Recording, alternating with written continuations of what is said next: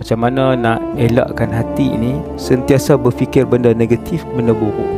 Dalam Sahih Muslim, Nabi ada ajak satu doa berkaitan dengan cuci hati. Hadis sahih. Tuan-tuan pegang tangan di sini kan. Yang ni daripada saya lah.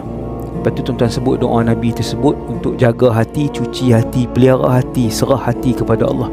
Iaitu doa dia, Allahumma ati nafsi taqwaha. Ya Allah, Kau beri ketakwaan kepada hati ni. Wa zakkiha anta khairu man zakkaha. Ya Allah, cucilah hati ni. Sesungguhnya Engkau yang paling baik menyuci hati, sebaik-baik yang mencuci hati. Anta waliyuha wa maulaha. Engkaulah tuan dan pemilik kepada hati ni. Engkau yang cipta hati ni. Engkau yang tahu sifat hati ni. Kita serah hati kita kepada Allah. Kita minta Allah cuci. Kita minta Allah bagi takwa ke hati kita. Kemudian kita serah hati ini kepada Allah.